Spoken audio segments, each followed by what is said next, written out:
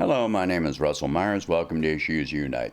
And this video is a little less formal than most of mine. Lately, when I'm at home, I've been watching this series on YouTube called The Great War. It's about World War One. Now, during World War One, Woodrow Wilson was president. Now, just by coincidence, it was not in any way planned this way. I've also, while driving, I've been listening to The Death of the Liberal Class by Chris Hedges. And so guess who he happens to talk about? Woodrow Wilson. What's the point of this? A lot of people in America seem to think that, they listen to this stuff that we're fighting for democracy and freedom and all this stuff. And nothing can be further from the truth. War takes away your rights. And once those rights are taken away, what are the chances of them being restored? Now, to a certain degree, they may be restored, but as Malcolm X said, if you stick a knife in a man's back 9 inches and pull it out 6 inches, you cannot call that progress. All right, so, if we're talking about democracy, freedom, in recent times, we can talk about the Patriot Act, which was enacted without a declaration of war. Okay, this was not Afghanistan. Was never declared a war. Neither was Iraq, or Syria, or Yemen, or Somalia, and on and on and on. None of them were ever declared wars. According to Biden, we're not in any wars. We're just out killing people. But, all right, so what does this have to do with Woodrow Wilson? All right, so prior to World War One, the Socialist Party and the Communist Party were extremely strong in the United States. They had started unionizing workers in the late 1800s. So they were gaining in power. And by the way, Woodrow Wilson was elected to his second term with the promise that he would not take us into World War I, that he would not join this war, and yet he did. What domestic effects did this have? Well, one of the major things he did when he decided he was going to take us to war was that anybody that spoke out against the war, which was largely socialists and communists, they could be arrested for treason. If you wrote anything critical of the war, then you could be arrested. If you published something that someone else wrote, then you could be arrested for treason. Literal treason. So it was Wilson who enacted the Sedition Act and the Espionage Act. So if you were, and by the way, Russia was fighting against Germany and the Austro-Hungarian Empire, who had instigated this war. And yet, if you spoke out against the war, they would claim that you were on the side of Russia. Well, Russia was fighting on the same side we were long before the United States got involved. About at least 2 years before the United States ever got involved, they had lost millions of people fighting. So, and again, in World War II, the Russians, the USSR, was fighting against the Nazis, which, by the way, Ukraine was fighting in tandem with the Nazis.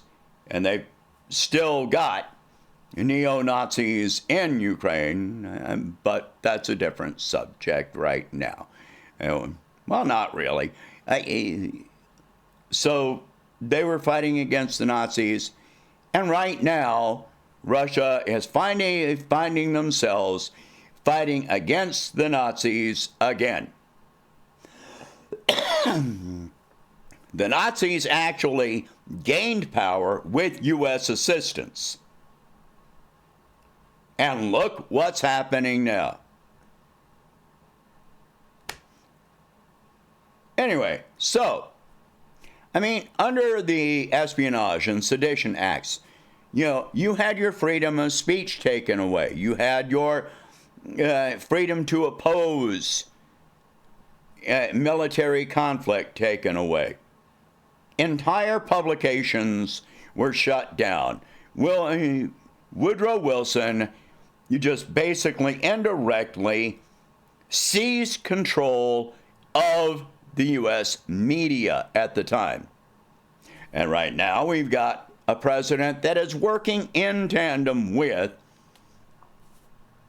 mainstream media and corporate social media to censor information, to actively censor information. At what point will it come that people might start being arrested? Well, chances are, as soon as any armed conflict with Russia starts, or maybe even before that. It could be any day right now. Yeah, it's a very strong possibility that, the feds will come beating down my door, and you just won't see any more of my videos. That's it. I'll be gone. You may not be old enough to remember it, but I'm sure you've heard of the events that happened in the late 60s at Kent State, where students were protesting against the Vietnam War, and the governor called in the National Guard. And 4 people were shot to death for protesting against war. In recent years, we've seen militarized police, mobilized against the Dakota Access Pipeline protesters, firing water at them in sub-freezing temperatures, rubber bullets at close range. One woman pretty much lost the use of her arm from one of those, et cetera, et cetera. We've seen Ferguson, Missouri. We've seen thousands of people across the country that were arrested protesting during the George Floyd protests.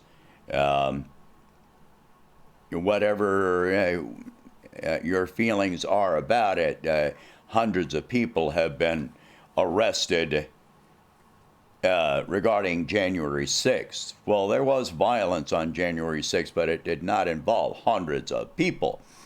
I've already stated that,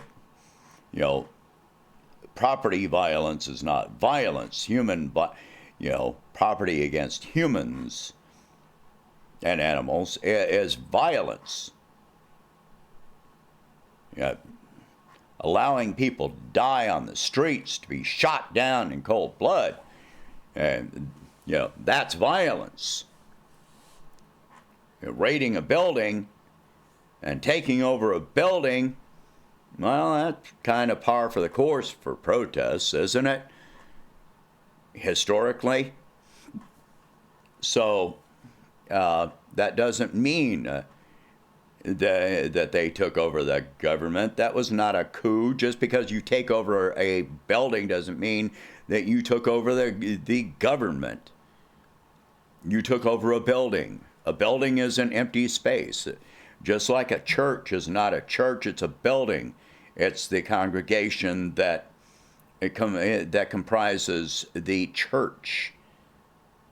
The people in the government, the president is the president wherever he is.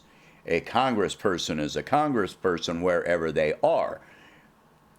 You take over an empty building, an empty seat in a building, you have not taken over the government.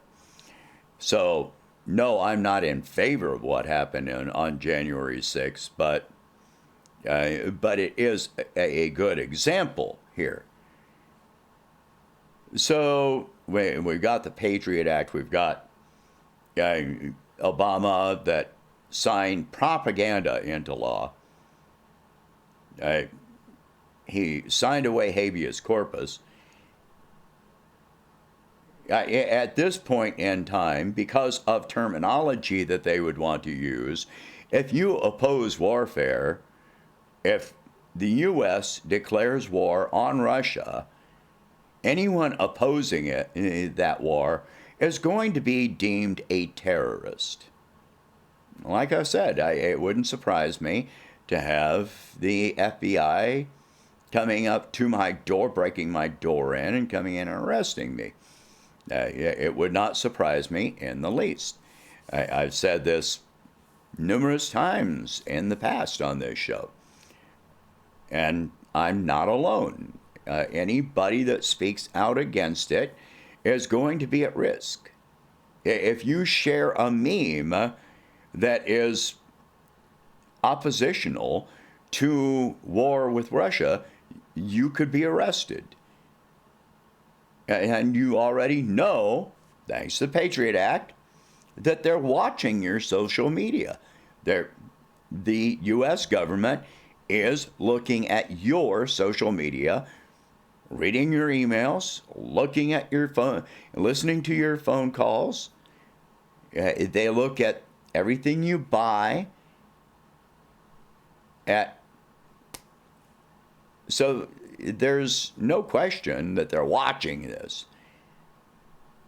So, if you pick up a copy of, The Death of the Liberal Class or something by Noam Chomsky, etc., then you can be deemed a terrorist at that point. So,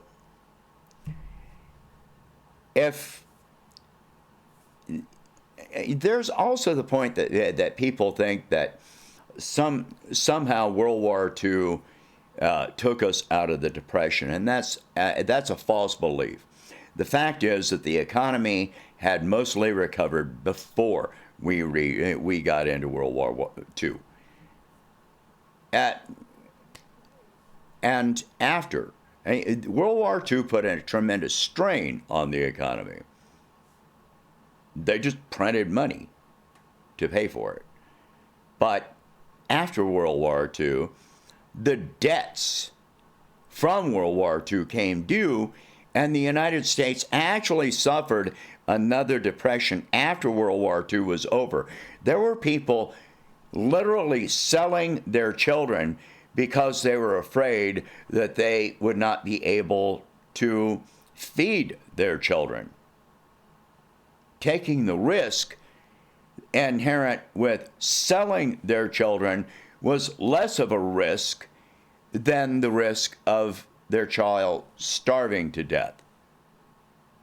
That's how bad the Depression was after World War II. So to say that, yes, we eventually gained more trade because most of Europe was destroyed and we were not, and that was the only reason. But if we get into a war with Russia and China and Iran, etc., this is not World War II. This is not the same thing. They have more advanced weapons. They have, including hypersonic weapons, which we don't have.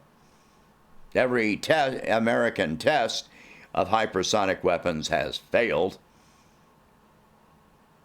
And for the record, a hypersonic weapon with no warhead at all can sink an aircraft carrier. Put a conventional aircraft a conventional warhead on it, and that aircraft carrier would just be pretty much atomized. And they cost a lot less to build. One hypersonic missile, or a dozen of them, or 100 of them, than to build an aircraft carrier. So, if we get into war with Russia, this time it's not all going to be on another continent. This time, we're going to experience war right here. So, don't be cheering for this. Don't be thinking that we're going to force anybody. Russia's not going to back down. China is not going to back down. We are not forcing them. Do you understand that? If you think that we can force them, you're dead wrong. If anything, they will cut us off on trade and economics, which they're already taking steps to do. And what happens to our trade at that point? We already have a trade deficit with virtually every country we trade with, and right now we're not exporting anything. Nothing. But China, their GDP grew by over 7% last year. Yes, in 2021, over 2020. So there's no reason to believe that we're going to force them economically or militarily. It's time to drop this American exceptionalism and start engaging diplomatically. All right, so you're not going to fight for freedom. You're not going to win anything. It's just not happening. Share this video. Talk about these subjects. If you can, please donate $1 a month to help expand the channel. I'll catch you in the next one.